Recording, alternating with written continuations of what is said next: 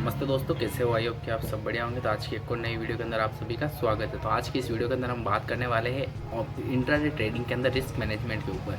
क्योंकि आपको अगर इंट्राडे ट्रेडिंग करनी है, कोई भी बिजनेस करना है या ऑप्शन ट्रेडिंग करनी है, तो आपका risk management system very right होना चाहिए। अगर आपका रिस्क मैनेजमेंट सिस्टम सही नहीं है तो आप कभी भी किसी भी बिजनेस के अंदर या किसी भी इंट्राडे ट्रेडिंग करो, कुछ भी करो, आप उसके अंदर सक्सेसफुल नहीं हो सकते हो।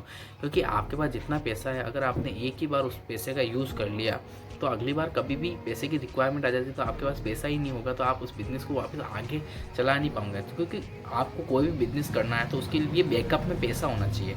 तो बैकअप में मनी नहीं है तो आपको कहीं पर नीड पड़ गई पैसे की, तो आपको लोन लेना पड़ेगा या किसी से मांग के लाना पड़ेगा, तो उस पर आपको इंटरेस्ट देना पड़ेगा। और आप उसको भी नहीं दे पाए तो आप बड़े कर्ज के अंदर डूब सकते हो। तो कभी भी बिजनेस करने के लिए आपके पास इनफ मनी होनी चाहिए कि मिनिमम इसके लिए इतने रिक्वायरमेंट होता है। तो रिक्वायरमेंट अगर आपके पास नहीं है तो आपके लिए वो बिज़नेस है भी नहीं। अगर आप उस रिक्वायरमेंट को सबसे पहले फुलफिल करो, अगर आपके पास नहीं है तो आप उसको इग्नोर करो यार, जॉब करो, कोई कुछ भी काम करो, कोई बेकार नहीं होता है।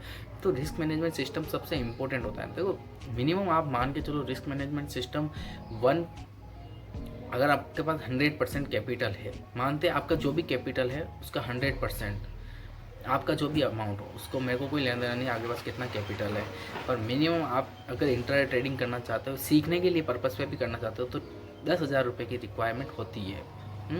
मतलब 10,000 रुपये तो इधर होने चाहिए और 20-30 हज़ार रुपये अलग से होने चाहिए।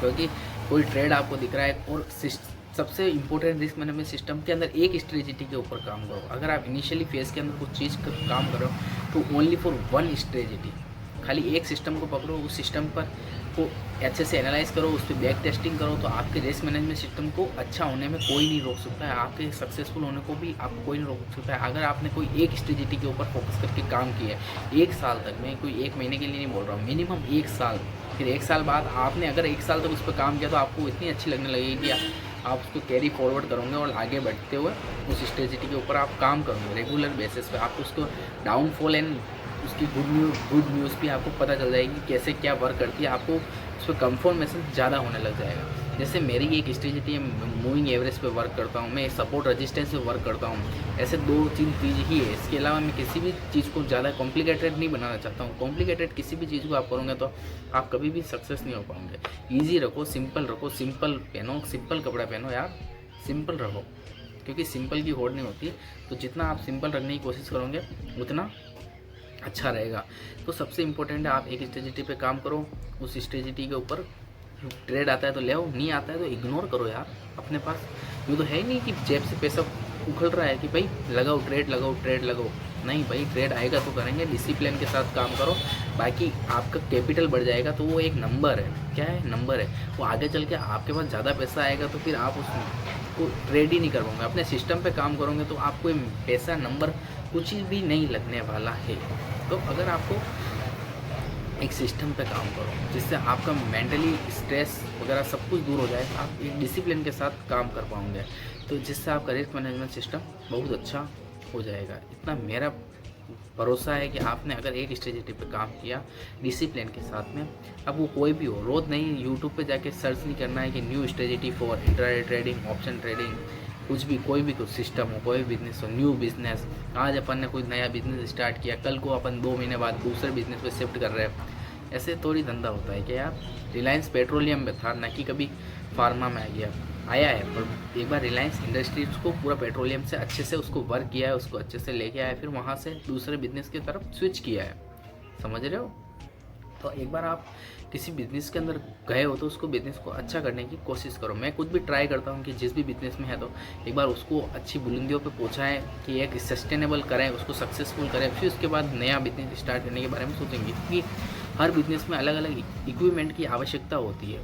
तो हर इतना पैसा नहीं है कि हर बिजनेस के अंदर अपन इक्विपमेंट को खरीद सकते हैं। अपन ने जो इक्विपमेंट खरीद रखे हैं उसको अच्छे से काम करते हैं, 10 जगह पे काम करेंगे, एक नहीं कि एक ही जगह पे सभी काम अपन करेंगे। सब काम नहीं करना, एक काम करना है, अच्छे से करना है, ठीक है। उसी प्रकार रिस्क मैनेजमेंट सिस्टम वर्क करता है। अगर आपने एक चीज़ पे फोकस करा तो आपका रिस्क मैनेजमेंट वैसे ही डिफाइंड हो जाएगा, और मिनिमम ट्रेड करो, उस पर जो आता है ट्रेड लो, बाकी छोड़ो। क्योंकि अपन एक बिजनेस कर रहे हैं, ना कि कोई गैम्बलिंग कर रहे हैं। तो इंट्राडे ट्रेडिंग एज बिजनेस, हम पैसा कमाना चाहते हैं, सही है। तो ये वीडियो आपको कैसी लगी कमेंट बॉक्स में जरूर बताइएगा। इस वीडियो को लाइक एंड शेयर करना ना भूलिए। इससे पहले अपन एक और बात करते हैं कि आपको कितना रिस्क लेना चाहिए। देखो जो भी आपका कैपिटल है उससे आपको 1% से ज़्यादा आपको रिस्क कभी भी नहीं लेना चाहिए। जैसे आपका कैपिटल है 1 लाख रुपये का, तो आपको 1000 रुपये आप पर ट्रेड के अंदर खोने के लिए रेडी हो, तो 1000 आप खोने के लिए रेडी हो तो मिनिमम मान के चलो कि 2000 बनने चाहिए। अगर 2000 नहीं बन रहे तो आप उस ट्रेड को ले मत, उस ट्रेड को इग्नोर करो। अगर आप 1:2 का ट्रेड भी आपको नहीं मिल रहा है तो उस ट्रेड को इग्नोर करो, मत ले। क्या फ़र्क पड़ता है, नहीं मिले तो दूसरा ट्रेड आएगा, कभी दूसरी बार आएगा।